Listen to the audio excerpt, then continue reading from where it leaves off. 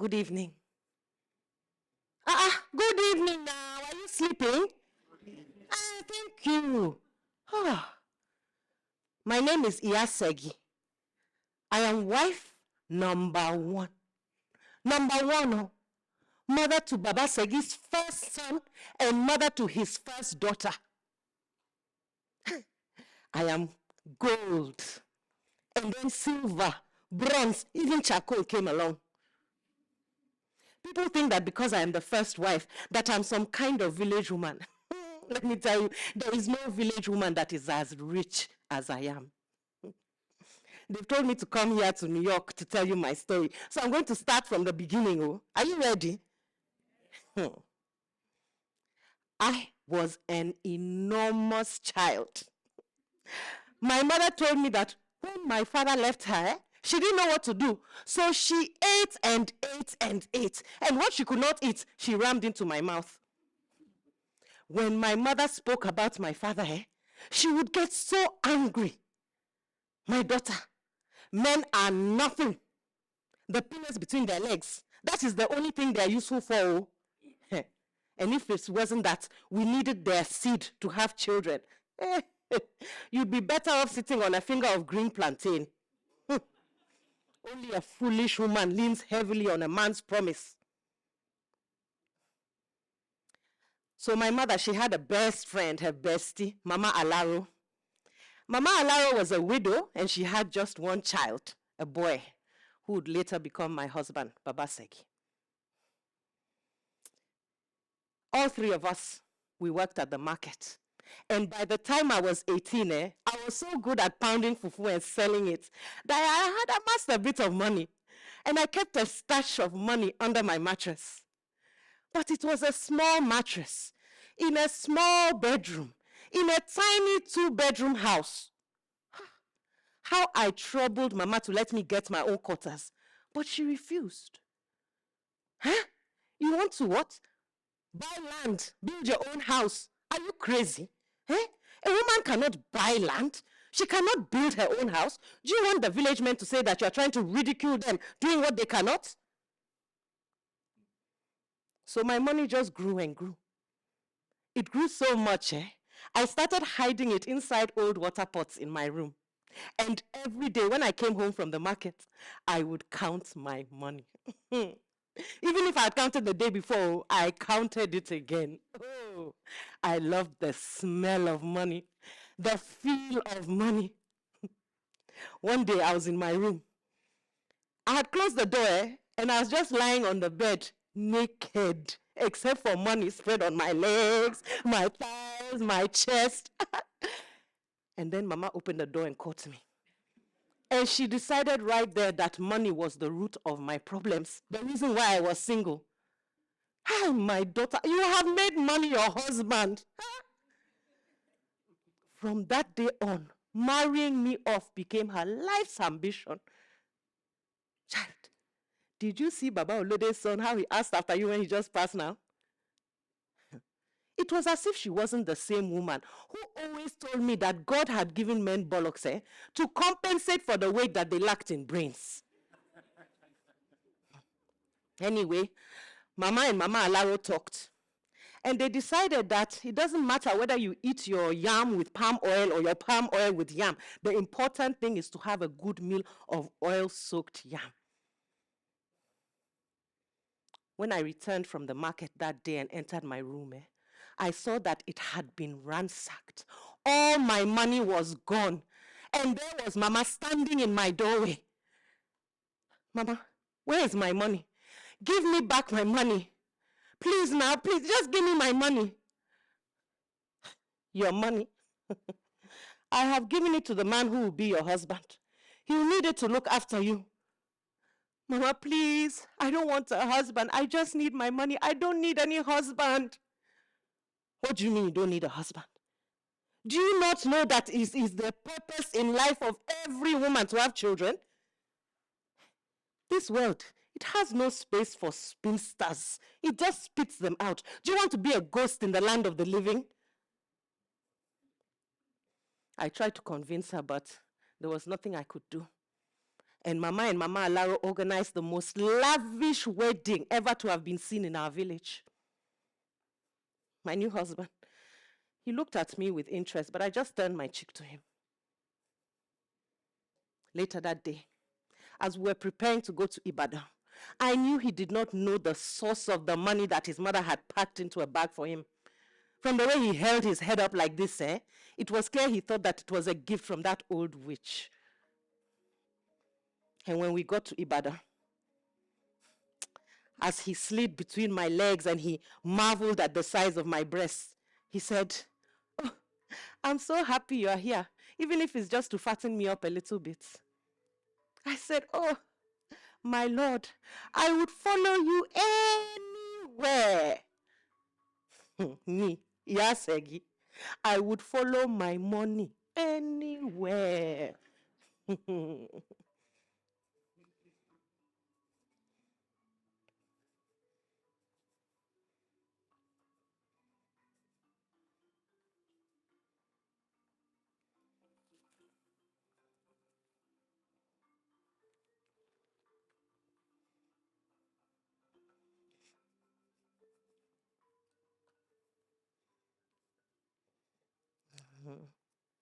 Good evening. My name is Ihatope. I am wife number 2. They told me I should come here and tell you my story, so here I am. um, I come from a very long line of cassava farmers. Yeah. We worked on the land. Well, it wasn't our land, but we leased it from big Gari factory owners in Ibadan. My father, he worked for Baba Segi. And every year, he'd be so happy when he'd deliver truckloads full of heavy cassava tubers.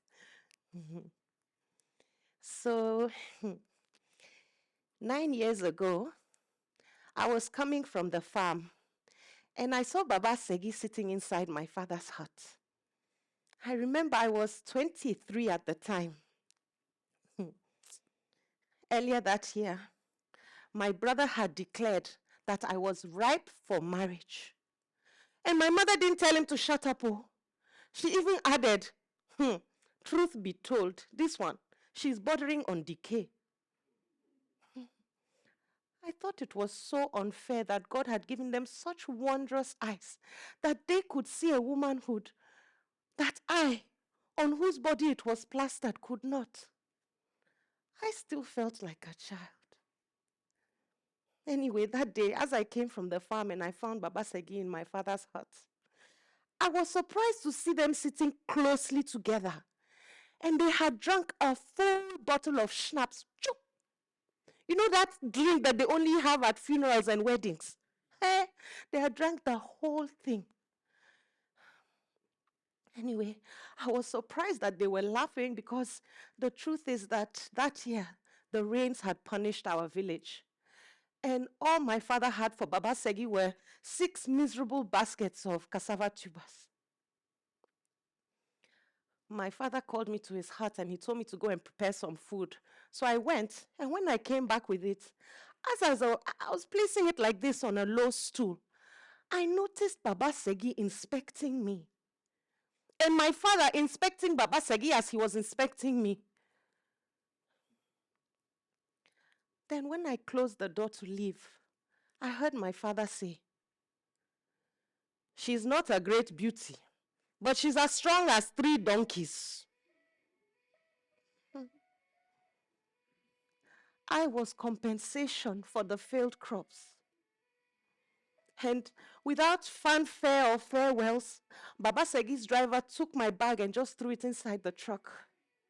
On the way to Ibadan, I just sat between the two of them like this and I looked straight ahead. I didn't turn left or right, just looked ahead. And then, when we got to Baba Segi's house in Ibadan, he pushed me towards his first wife, Iyasegi, and he warned me to treat her with great respect. She just looked at me like this and she didn't even talk to me. But after a few months, she came into my room one night and she said, "Hey, you, Hurry up and get pregnant, before he starts to force feed you bitter concoctions that will make your belly make at night, I didn't understand what she was saying. But a few weeks later, I bumped into Baba Segi in the hallway. And he said, "You, what is wrong with your womb? If your father has sold me rotten fruit, I will send it back." That's when I started to understand. And, well, well, I won't tell you the name of the man that I met because I'm a bit ashamed. All I will say is that he was the meat seller that Segi used to send me to every Wednesday. Yeah. And on this particular Wednesday, he had already cut and wrapped my meat when I realized that I couldn't find my money. I looked everywhere, on the floor, my pockets, everywhere. I couldn't find it. But luckily for me, the meat seller was a kind man. He said, "Madam, stop troubling yourself so much. You just go home, go and look for the money and come back. I'll be here until later." So I ran home as quickly as I could, all the way home. And I gathered all the money that I could find. And as I was leaving, I bumped into Segi again. And I told her what had happened. And do you know what she said to me? She said, "Make sure something good comes out of all this foolishness of yours." So when I got to the meat seller stall again, I waited till he had cleared everything up. And then I put the money in his hand like this, and I looked at him deep in his eyes. At first, he looked confused like you, but afterwards, he understood. Ah, he told me to wait for him until he had finished everything. And that day, he took me to his house. And he took me to another world. I will never forget that day or any other day that I spent with my meat seller. Oh, he made my body sing. When he bent me over, I howled. When he sat me on his belly, I just whimpered. And when he took me standing, it was as if there was a frog in my throat, blowing, blowing, blowing until whoosh, all the air escaped my limbs. That is how I lived for 3 years. 4 days of pummeling from Baba Segi and 1 day of healing from my meat seller. I had 3 children. And then Segi warned me never to go there again. To be honest, at first the longing was so hard to bear. I would just rock myself at night with a pillow between my knees. But you know what? The body, it quickly learns to die in the face of so much pain. I just cast my sweetness aside and I drew my children closer to fill that space.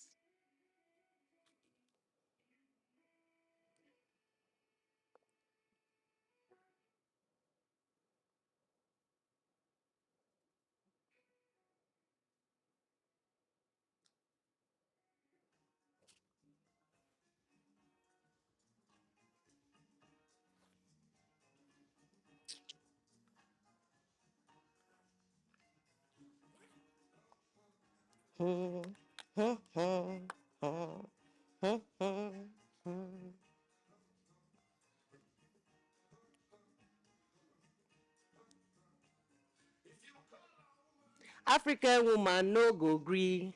She go say, "I be lady." Oh.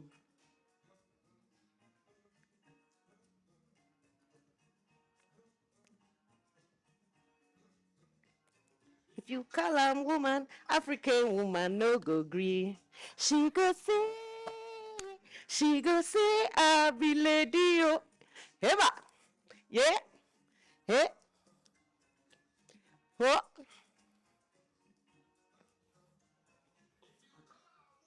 African woman no go gree. She go say, I be lady, yo. Ah, what are you looking at? You know, is me, eh? I'm the beautiful one, aren't I? You turn off the music, you're disturbing me. Ah, can you see?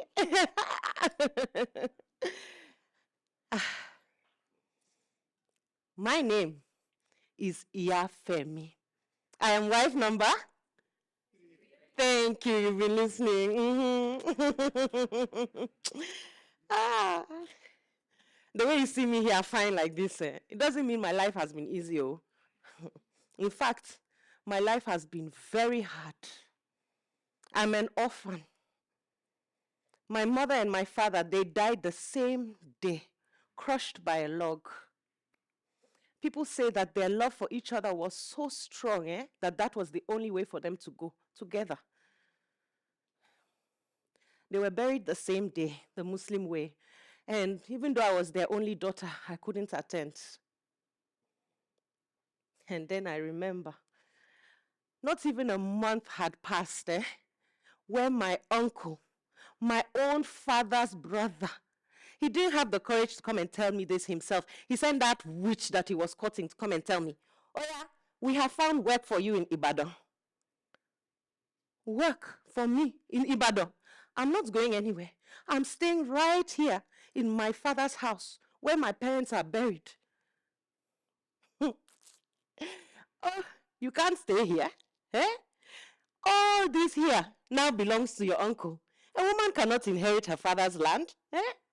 Because it's in our prayers, you see, that you too, you find your own husband and make his home your own. Inshallah. Eh? I don't make the rules. Go and pack. Hurry up. I don't know how my teeth found her ears. But once they had clenched on, there was no letting go. Even as blood started dripping from her earlobe into my mouth, she started screaming and shouting. My uncle came running from that place where he was hiding to come and save her. The pestle, the hand mortar like this that he used to open my mouth, it broke my tooth. Can you see? But I didn't care. What is half a tooth as compared to half an ear? Hmm? You people are American, you know Mike Tyson, isn't it? Go and ask him. Anyway, later that evening, the woman that I was to work for, she came to collect me. And when we got to Ibadan, she snatched my bag from me and she told me to call her grandma because only her children called her mama, and I was just too lowly for that. And then she pointed to a space underneath the stairs that was to become my bed for the next 15 years. For 15 years, I served grandma. I served her husband. I served her husband's children, her children's children, and they treated me like they had picked me from a pit latrine. If a drop of oil fell on the cooker, grandma would slap me. If she called me and I didn't come quickly enough, she would shave my head. If I overslept, oh my God, if I overslept, grandma would take a blade and cut me and then rub chili powder inside. And I couldn't do anything. I just cried in shame. It was Tunde, grandma's only son, the first man to enter between my legs. On that particular day, he came home drunk as usual. And he told me that he'd had a bad night and I should let him, I just laid down quietly and I hid the pain beneath my skin. When he had finished, he told me that my body was so good that it was worth paying for. And then he asked me something. He said, are you going to stay here and look after my family for the rest of your life? His words, they really shocked me because Although I was 21, it had never occurred to me that I could leave. But the truth is, the idea of leaving it really scared me. But the impulse to flee returned when Grandma sent me to Bodija Market.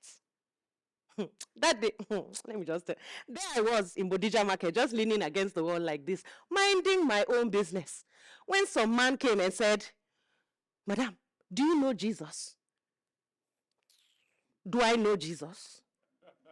I'm a Muslim. Madam, then please come. Let me buy you a bottle of Coke and tell you what happens to those who don't confess the Lord Jesus as their Lord and Savior. That day, I drank my first full bottle of Coke in 15 years. It bubbled in my stomach. That man, he told me that hellfire awaits sinners. And the truth is, the thought of grandma burning in hell, it really excited me. So from that day, I started praying. Morning and night, I prayed, God, please take grandma and all her family to hell. Except for Tunde. Now, you might be wondering why, You see, Tunde and I, he kept giving me more money. I don't know if he was paying for the sex that we had often or if he was buying my silence. But who had time to be telling stories when there was so much praying to do? I prayed morning and night. And guys, after 7 days of fervent prayers, Grandma slipped in the bath and fell, and she broke her hip. Oh, God is great. Oh. And then as her family were by her hospital side there, I started to go outside, explore the neighborhood. And that is where I met Baba Segi. He was supplying construction materials to a house that was being built there.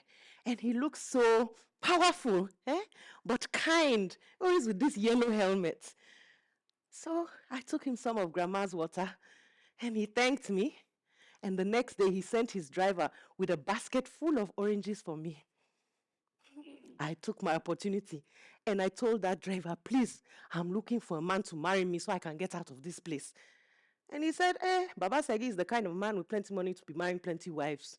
I said, then please beg him for me.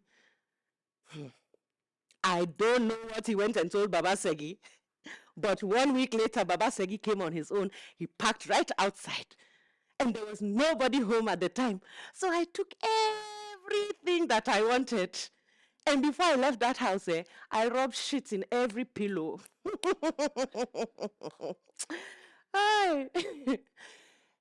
Now, when I got to Baba Segi's house, my goodness, I was struck by how dirty everything was.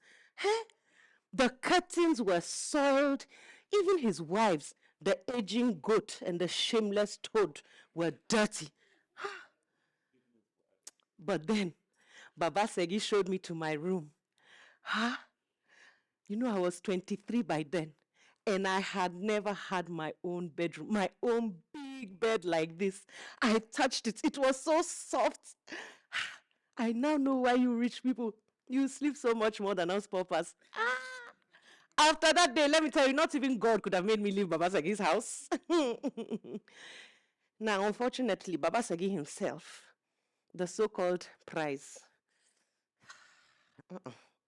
he was like a flatulent pig. So I kept on seeing Tunde. He used to take me to this place. You could rent a room for just 2 hours in the afternoon. They call it short time. Do you have that one here? Very convenient. And then a few months later, Segi came into my room one night and she told me how babies were born in Baba Segi's house. When she left, I just smiled. I was already pregnant. So I remember 6 months later, when my first son, Femi, was born, Segi commented about how big this baby was, even though he had been born 3 months early. I told her, oh, my sister, God works in mysterious ways. Yes, thank you.